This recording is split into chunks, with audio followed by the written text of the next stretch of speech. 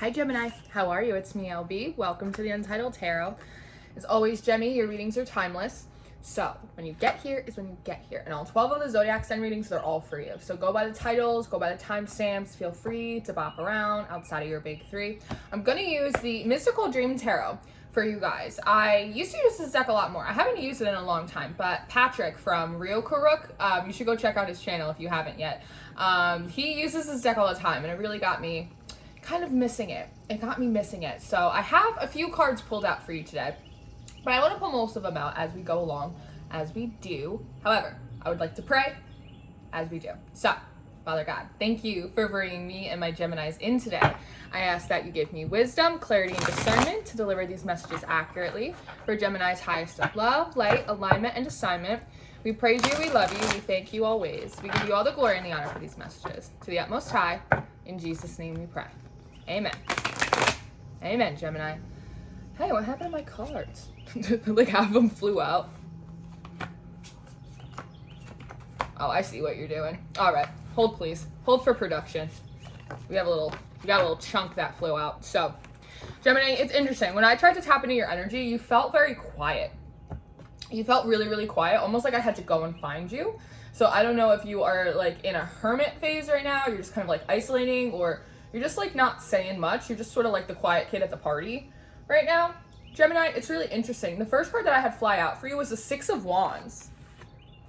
And it's this idea of trying to like bottle up success, almost trying to find like the perfect formula or the perfect recipe for success or like for a rebirth.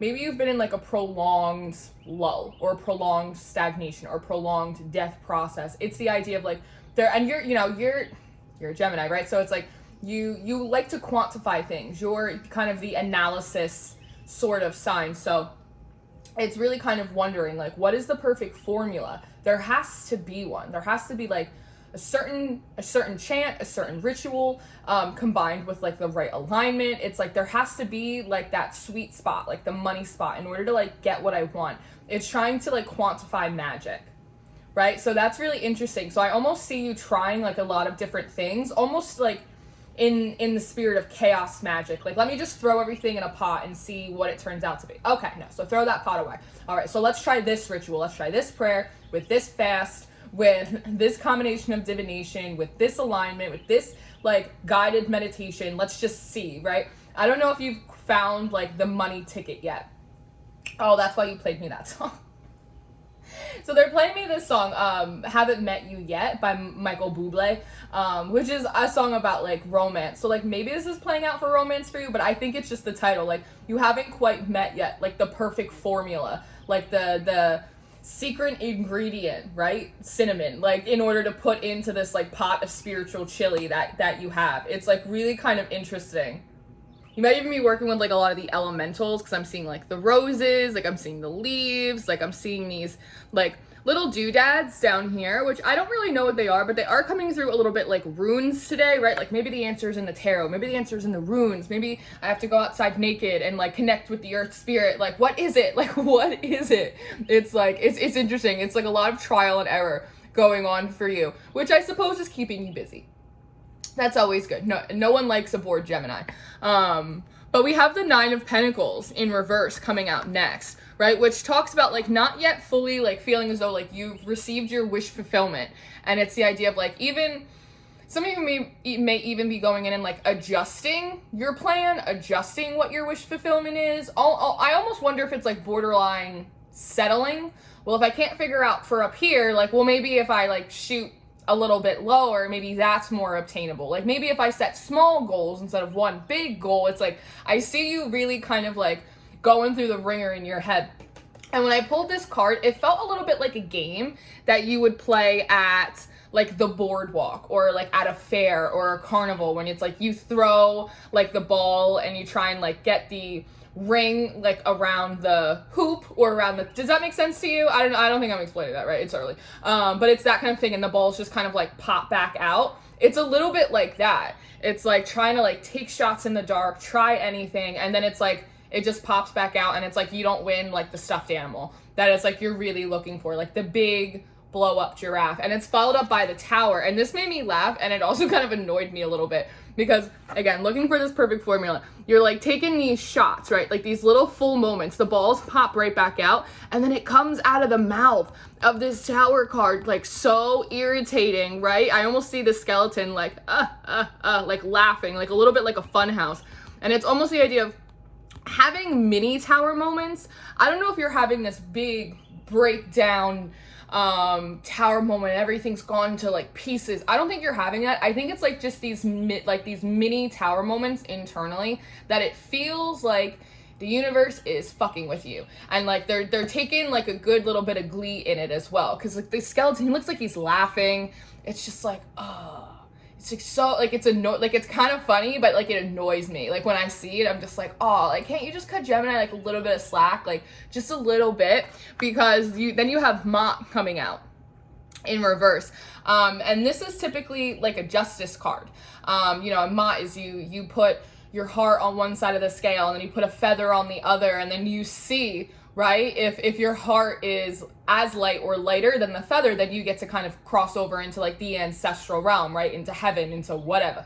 And so it's this idea that I'm wondering if like this whole process is to refine like the integrity of your spirit or the motivation behind what you're doing. If it's like you having like a true love and passion for what you're doing, if you're more focused on like the success or like the material aspects of it, there is something in that. But again, tapping into Gemini energy, there also is like a level of practicality, of material abundance, stuff like that, that also is required in life, because we're humans and like we got bills and we have to buy food, and like there's right, so there's a balance there. But there is a feeling of like feeling bad about yourself, almost beating yourself up a little bit, like maybe I'm not a good enough person, like maybe like there's something rotten in my spirit, like maybe it's like my integrity, like there is that kind of energy. And though this is like a justice card,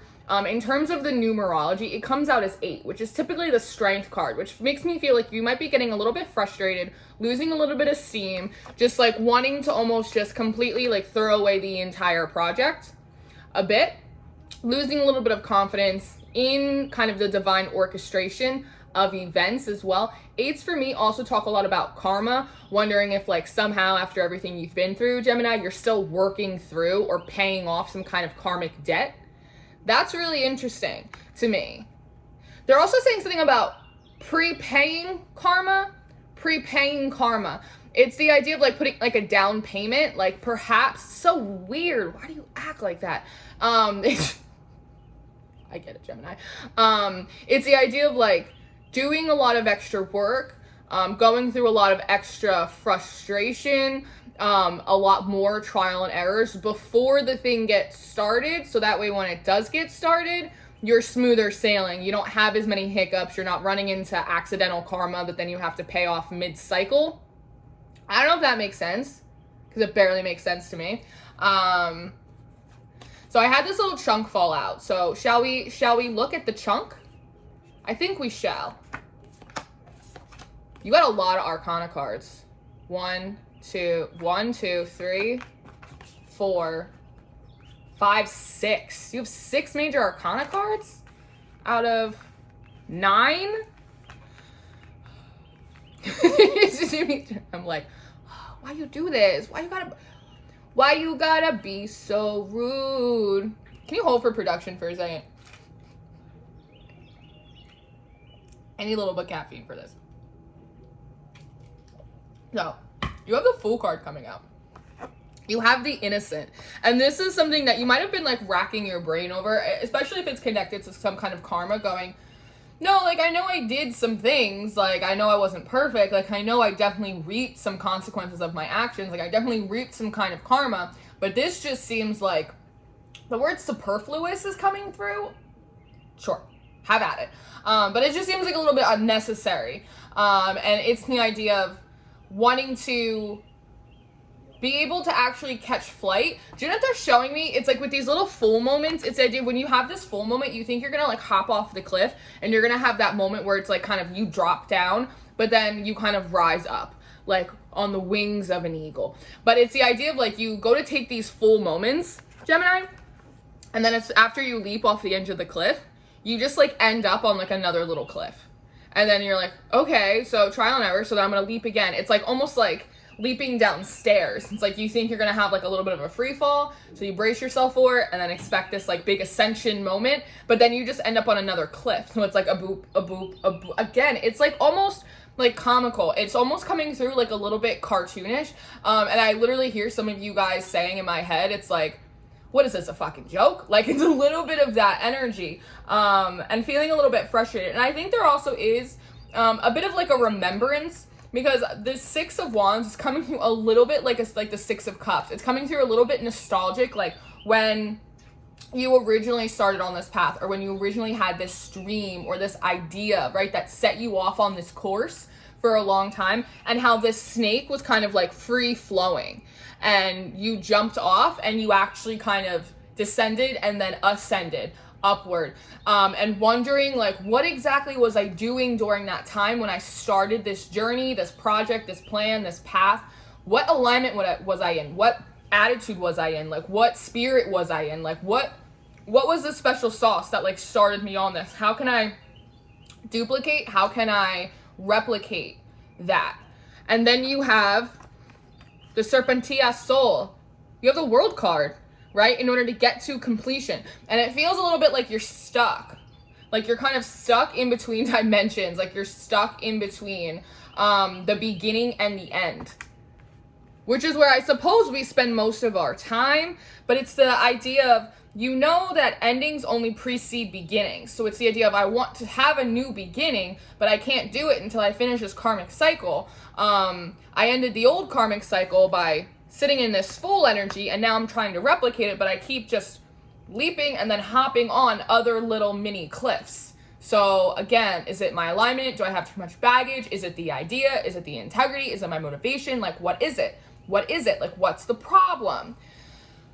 And that's very interesting to me, because sometimes one of the things that could be holding you up, or could be a blockage, or any of that, can be things going on within the spirit. It can have to do with your actual particular alignment. However, sometimes we have to admit that like, we've done everything we could possibly do, and the rest is in God's hands. And that is frustrating, because that puts you in to surrender is an incredibly vulnerable position. To go, you know what? I've done everything you asked me to do, and I've done everything that I could possibly think to do, so the rest is in your hands. Like, if you're gonna do it, you're gonna do it.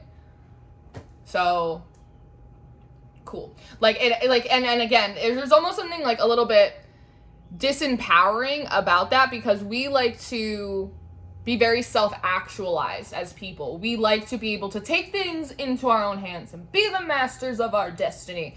And I know a lot of people really follow that narrative, but in my experience, I have found that I only get so far being the master of my destiny, because I did not put myself down here.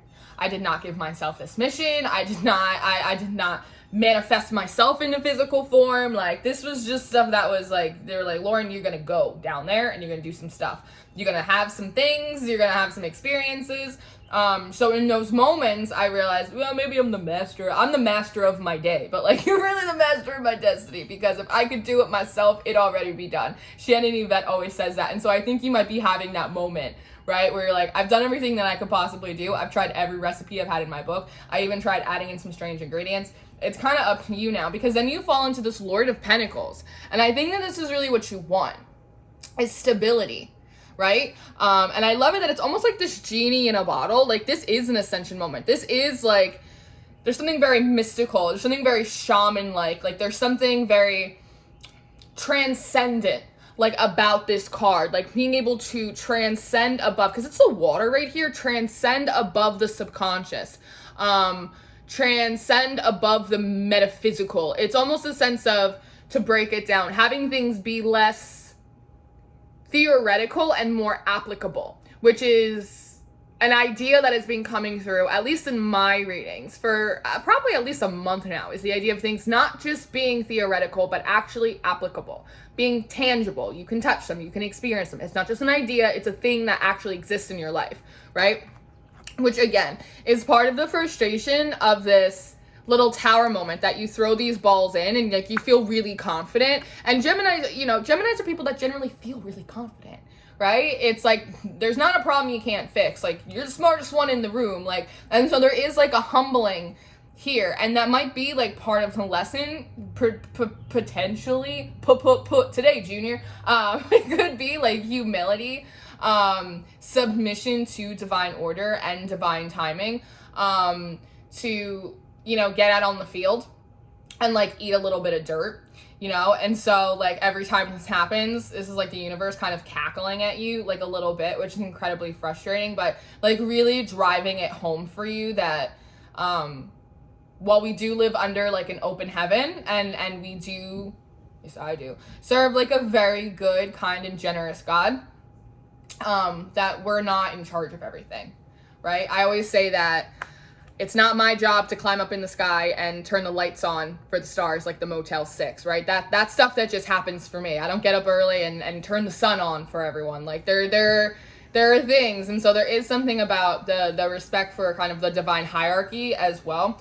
But I see that you really do want this stability. I see you really want this kind of transcendent structure, and it's also the idea of like your story, like it almost feels very 10 of Pentacles, like your legacy. It's like, almost like, I kind of like Achilles. There's like almost like a little bit of this Achilles energy of like wanting your story to be told, like long after you're gone, as like a testimony that lives on, right? Or almost like becoming an archetype, or it's like, it's that kind of thing, because I see these like nuns at the bottom of the card, and they have like these cups, and it's almost like this offering. It's like people coming to listen to your tale, right, of valor and perseverance and success and uprising. It's very protagonist sort of energy, which is really interesting to me. And I guess, you know, as we are the main characters in our own lives, I guess that's not totally surprising. I think most people probably feel that way, right, to be the hero. I don't think that's like super unusual. But you have the Emperor coming out next, which is interesting because it doesn't feel like your energy. And it's coming out right underneath this card. And actually their coloring matches as well. And I don't know what this represents for you, Gemini. This could be God. This could be the divine. This could be an ascended master that you work with, right? This could be Odin. This could be Jesus. This could be a goddess. This could be an aspect of your higher self. This could be, you know, your great Uncle Phil. I don't know. But it's this idea of like, this is an external energy to you, kind of sitting and waiting, and almost with the hands up. It's almost like, not yet, Gemini, like, not yet. Not yet. It's like holding you back. Again, it's this Emperor. Kings, you're thinking about being a king, and kings rule kingdoms, and oftentimes they claim that land through kind of brute force. But emperors, maybe this could be someone in the physical for you as well, like someone that maybe is like maybe a little bit more successful by your standards, or more established, or it could be a boss, whatever. Maybe you're working towards a promotion right now, and this is like a boss sort of energy. But emperors take land not just through like sort of focused action, but they also do it through intellect, which is something that you have in spades, right? But they have kind of found the combination to kind of unlock this level of stability, of success, because of the physicality of the effort and action put in, but also of the intellectualism of strategy, of working within the divine blueprint, with this being a major arcana card. They figured out the secret sauce. And it's the idea that, again, haven't met you yet, like there is like an ingredient that's missing for you. And maybe it's this person that's going to teach you or impart some kind of wisdom to you, Gemini, in order to help you get this like final ingredient that you need. Or this person could already be present, whether it's a physical person or whether it's like a spirit energetic kind of thing, that they're kind of holding you off a little bit. They're holding you off. And again, it almost feels like this is like a waiting room. This is like, again, this is the holding pattern that you're trying to be in. Almost like putting a lot of effort just to kind of keep yourself, it's like a water fountain, almost like to keep yourself up, elevated at a certain level of expectation and optimism. Really like trying to hold that space, right? Trying to hold this space for yourself. It's quite strange, truly. But they're telling you like, not yet. Not yet. And behind them is the Hierophant, which is interesting. And then you see this aspect of the divine. It's very like Merlin energy, isn't it? And they're cooking something up in this big ass cauldron. And so that might be kind of exactly what I was saying before, is that you're here trying to bottle up success, right? What is that movie? Is it Hocus Pocus? Where it's like, oh no, it's Harry Potter. Harry Potter's coming through. It's like Professor Snape, right? Bottle success and even put a stopper on death. Like, this is what you're doing. You're like in potions class trying to figure out this like special sauce recipe, this special formula for your personal wish fulfillment, and just keep taking shots at it. And it's almost like Ron Weasley, and it's like you put it in and it like blows up in your face, and then it's like Professor Snape just kind of like laughs at you, right?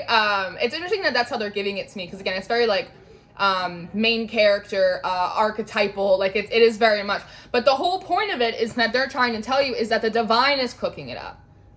And I know it might be one of those energies that's like, don't be so cocky, Gemini. Like, you really think you're doing this? Like, which is really frustrating. Like, but you really think you're doing this? The divine's cooking it up for you.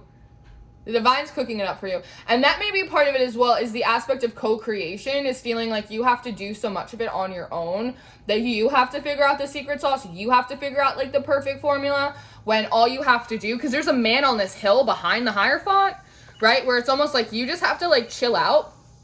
Stop using like the time and energy that you could be using just to hold this space of optimism, right, is being exerted on trying to like throw everything at the wall. And then when it doesn't stick, you get really frustrated, and then you beat yourself up, and then you get frustrated with the divine order, and then right, it's like this vicious little cycle. So it's almost like this emperor energy, the dream protector, right? Protecting your dream is what they're letting you know, is like, Gemini, just kind of fall back. I know you want to roll out, but like fall back. And allow like God to be God. Allow the divine to do its job, because it's cooking up. He has this big ass cauldron. You got like a little beaker. You don't even have a Bunsen burner. You just got like a little beaker. But the divine has this entire cauldron. The divine has everything. So kind of sit back, hold that space, give yourself a little room to breathe, and kind of just let God be God. Like, God's going to cook it up for you. And it'll be something that when it comes through, whatever it is that you're working towards, you'll be able to look at it and go, oh yeah, only God could do that. I couldn't do that. If I could have done it myself, it would have been done a long time ago. Only God could do that. So it really is building up like a different level of reverence for the divine, and also like respect for the spiritual hierarchy and the divine order of things, all while giving you a moment to breathe and giving you like a little bit of a break, because you're probably a little burnt out and tired by now. And I find that oftentimes blessings, like breakthroughs, stuff like that, they're oftentimes not given to us when we're at moments of burnout, because we'd be too tired to appreciate them, to really experience them, right? So take this time to recharge. Let God be God, and kind of see what happens for you, Gemmy. So I'm going to leave this here for you. I'm going to go and keep pulling some cards and do an extended reading for you. If you're interested in your extended reading, you have a choice between Vimeo and our Patreon family. Patreon is really fun. We do all of the extended readings, full monthly readings. I'm hosting a spiritual development workshop. This week, we're going over candle magic, which is really fun and exciting. Your July monthly is in the description box with all of my information for personals as well. And until I see you next time, you stay prayed up, you stay blessed, you stay sweet, get a little rest, and I will see you next time. Goodbye.